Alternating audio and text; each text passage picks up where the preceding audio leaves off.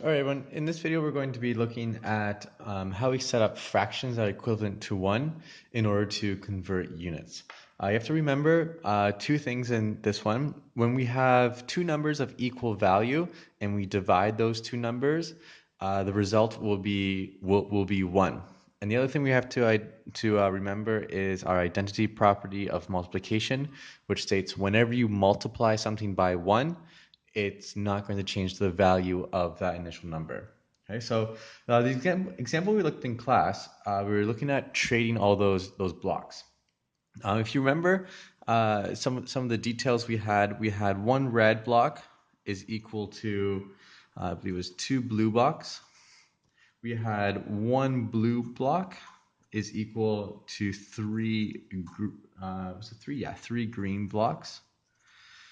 Three green. We had two greens were equal to three black.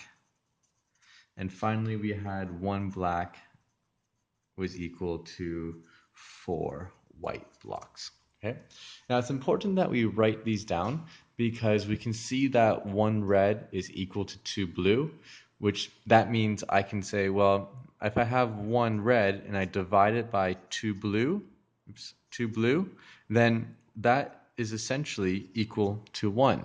That's because these have the same value. And when I divide two numbers the same value is equal to 1.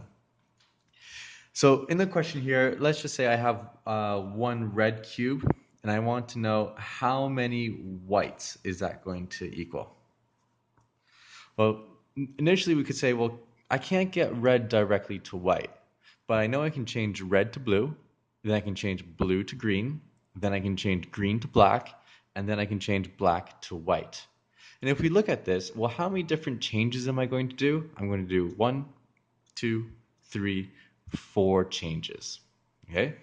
With these changes, we have to go back to our identity property, which states if I multiply something by 1, it doesn't change the value. So what I'm going to do is if I have one red cube, I can times that by 1. Does it change the value? No. One red cube one time is still one red cube. Well, if I times it by 1 again, does it change the value? No, of course not. My identity property states that if I ever time something by 1, it never changes the value. And I can times it by 1 as many times as I want. Here, I chose to times it by 1 4 times. The reason 4 times is because I'm going to have to make 4 different changes. I have to change from red to blue, and then blue to green, and then green to black, and then finally black to white. Okay, so this change here, I'm just going to use a different color pen. This change, when I times it by 1, this is going to represent my red changed to blue. This one over here is going to be my blue changing to green.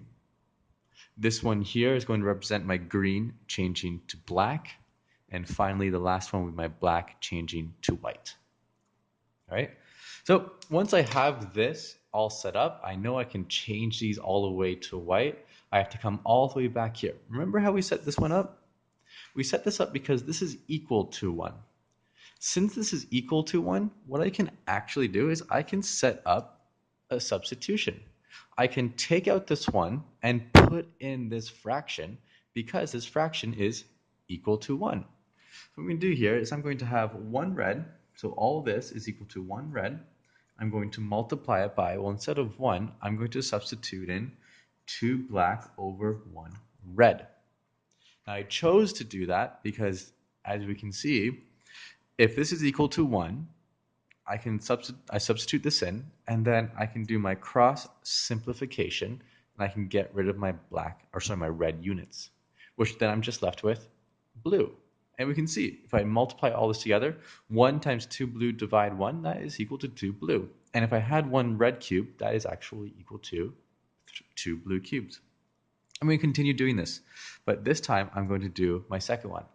This one, I have blues, but I want to get rid of the blues. So I know my cross simplification, I need top and the bottom to simplify. I know that 3 greens is equal to 1 blue. So I can set up that fraction like that ratio, and that's going to allow me to cross simplify. I'm going to continue on.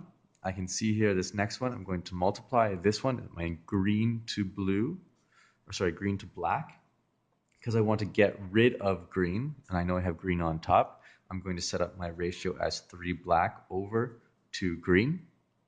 And finally, over here, my black to white, I'm going to set my ratio, which is, I'll just put my arrow, bring it down, 4 whites over 1 black.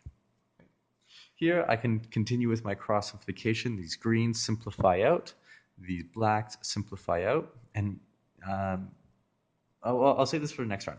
So all of this, okay, you can see I got rid of the reds, got rid of the blues, got rid of the greens, got rid of the blacks, and what I'm left with white.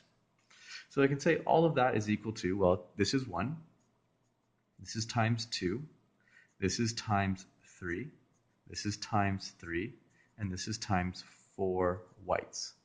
This is all divided by, well, what do I have left on the bottom? 1 times 1 times 2 times 1. Well, I don't need to write all that down, so I'm just going to write 2. We can see here we have a 2 on the top and the 2 on the bottom. So I can simplify these two out. I can divide the top by 2, I can divide the bottom by 2, and they just both become 1. 1, 1.